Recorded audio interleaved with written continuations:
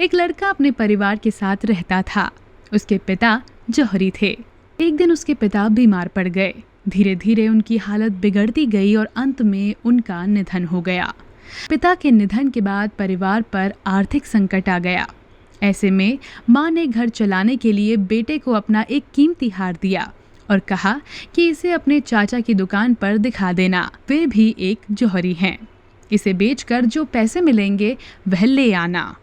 लड़के ने अपने चाचा को जब यह हार दिखाया तो चाचा ने हार को अच्छे से देखा और कहा कि अभी बाजार बहुत मंदा है, इसे थोड़ा रुक कर बेचना तो अच्छे दाम मिल जाएंगे।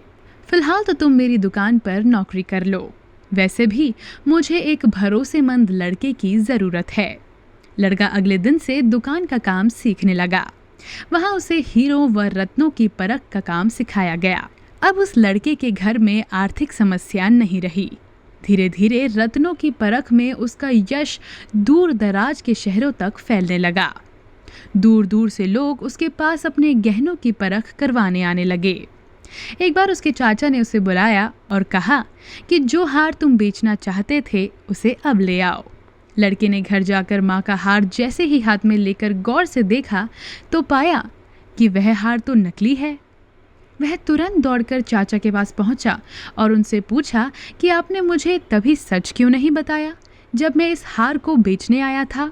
इस पर चाचा ने कहा कि अगर मैं तुम्हें उस समय सच बताता तो तुम्हें लगता कि संकट की घड़ी में चाचा भी तुम्हारे कीमती हार को नकली बता रहे हैं और तुम्हें मुझ पर यकीन नहीं होता। लेकिन आज जब तुम्हें खुद ही गहनों को परखने का ज्ञान हो गया है तो अब तुम खुद असली नकली की पहचान कर सकते हो।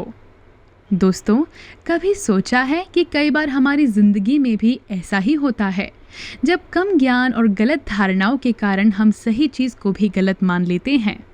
कई बातों पर भरोसा ही नहीं कर पाते कि वह सही भी हो सकती हैं। उम्र और समय के साथ जब हमें ज्ञान हो जाता है तब हमें एहसास होता है कि उस वक्त हम कितना गलत थे।